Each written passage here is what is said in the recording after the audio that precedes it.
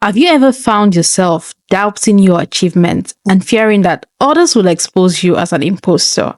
Or do you sometimes feel like you don't deserve your success at work and then you have this feeling of insecurity because you feel you're unworthy of that role that you've just gotten? Or have you felt like a fraud at work? Well, you are not alone. This is known as imposter syndrome. Imposter syndrome, especially in the workplace, is common today, and I will be explaining what it is, its signs, how it develops, and steps to overcome imposter syndrome, or at least manage it. Welcome to my channel. If this is your first time here, please click the subscribe button and turn on the notification bell so you get notified when I share germs like this. And if you're a returning subscriber, thank you for sticking by. Imposter syndrome is a psychological phenomenon where individuals just doubt their accomplishments and have this persistent fear of being exposed as fraud, despite it is evident in a success. Now, it's characterized by the feelings of having this self-doubt, insecurity. You feel inadequate, despite you have shown evidence contrary to this. These feelings can be very crippling, and it can prevent you from achieving your full potential. If you think you might be suffering from imposter syndrome, just know this: you are not alone. Many successful people have dealt with this same feeling at some point in their lives. And I must confess, even I have battled with this feeling sometimes in my career. Now, according to Dr. Paul Sidmonds, imposter syndrome can lead to feelings of anxiety, low self-esteem, and even depression. Now, while imposter syndrome is more common among people who are high achievers, surprising, right?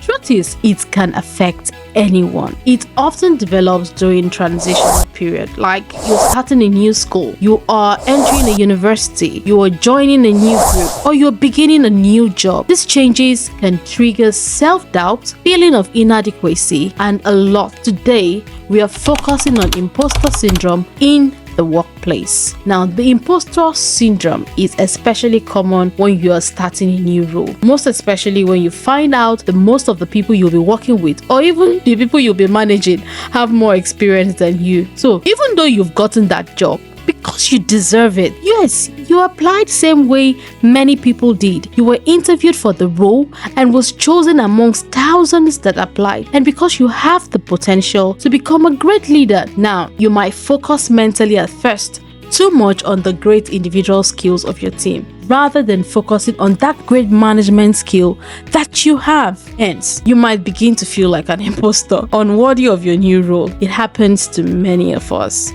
in a new work role. I battled with this the first time I started, as a tech role, feeling like the only person of color in my team, and I just felt everybody was far better than I am. But as I grew into the job, I found out that I am as good as every other person, maybe if not better.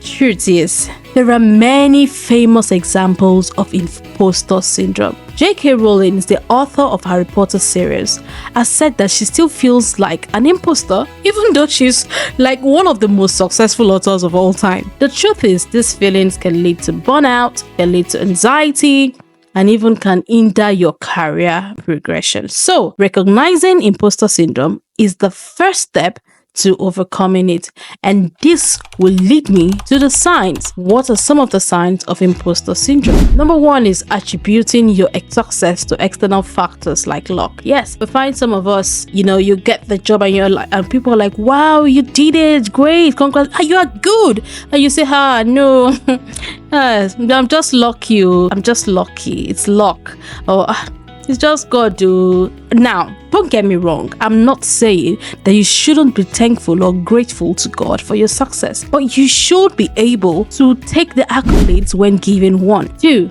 is self-doubt and insecurity, which is almost the same thing as point one. Now, you sometimes feel or sometimes second guess yourself constantly. You doubt yourself, you doubt your abilities, even when you have evidence that you are good at what you do. Individuals with imposter syndrome often have this difficulty trusting their own instincts and judgment, so they always look for someone to validate their instincts. I'll share a story with you. When I started my new role, I found myself when I write my codes and I get the result is evident. But I find myself always going back to my line manager to say, look at what I did. What do you think? Do you think I made an error in this? And it's like, no, your codes are fantastic, you're beautiful. And yes, that's the expected result. And you did excellently well. Now, I found out that I kept doing this over and over. And rather than, that reassurance I kept getting, yes, good, but it was also lowering the mindset they have on me because it was obvious that I wasn't confident in myself. Another was when I started a new role again after my first role, my second role this time around as a senior analyst. I remember my line manager saying, you doubt yourself a lot. And it struck me because I did the first exam and I wasn't sure. I was just telling him, I doubt I will pass this exam. I did the first one, I passed it. I did the second one, I passed it. It was time to do my driving test. This was not related to the job. And I'm like, I don't think I would pass this driving test at first sitting. And then he said to me, you doubt yourself a lot. You need to learn to give yourself some credit. And that word struck to me. And I found out that truly, I don't even give myself the credit that I deserve. And I started to work on myself. Now, another sign is fear of failure. So, do you find yourself afraid of failing, even though you know that everyone experiences setbacks at times? Individuals with imposter syndrome often have an irrational fear of failure, and then this can now prevent them from taking risks or even trying new things. Number 4 would be undervaluing your contributions. You have that thing to say, but you are afraid that it's not going to make sense in the meeting, so you rather keep quiet and not talk about it. You are battling imposter syndrome. Number 5, you find yourself overworking to prove your worth. Perfectionism is often seen in individuals with imposter syndrome because they just feel that they must be perfect in order to be successful. Point 6, you have this fear of making mistakes or letting others down. Point 7, difficulty accepting compliments. Yes, it's almost the same thing like saying the first point where you attribute your success to external factors like luck. So do you have this sign, difficulty accepting compliments, like you have trouble accepting compliments? You find yourself brushing off praise. People are praising you and you feel like, I don't deserve this praise.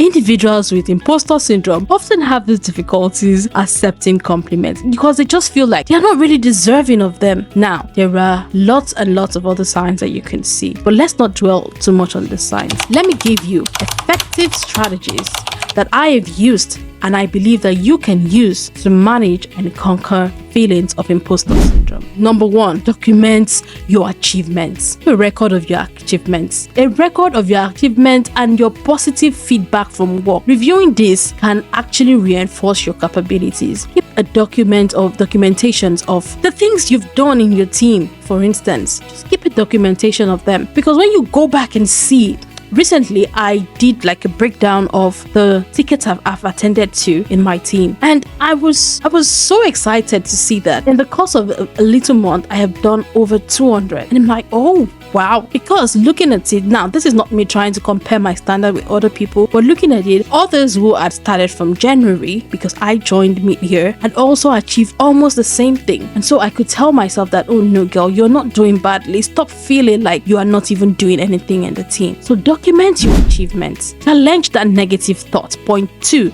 challenge that negative thoughts. Rather, replace your self-doubt with affirmations of your skills and success. Boast of yourself. Number 3, seek support. Share your feelings with trusted colleagues, your mentors, people that you know they can provide you perspectives and reassurance. Number 4, set realistic goals. Just avoid perfectionism. Set attainable objectives and acknowledge your progress. Point 5, pursue professional development. Yes, engage in continuous learning to build confidence in your expertise. And point 6, celebrate your success. Celebrate it. Take time to acknowledge and celebrate your achievements, no matter how small it is. I have recently learned this. Sometimes I write the code and I'm like, did you do this, girl? You're doing great. And I can decide to take myself out for a treat. Celebrate your success, no matter how small you consider it to be. So guys, remember, overcoming imposter syndrome is a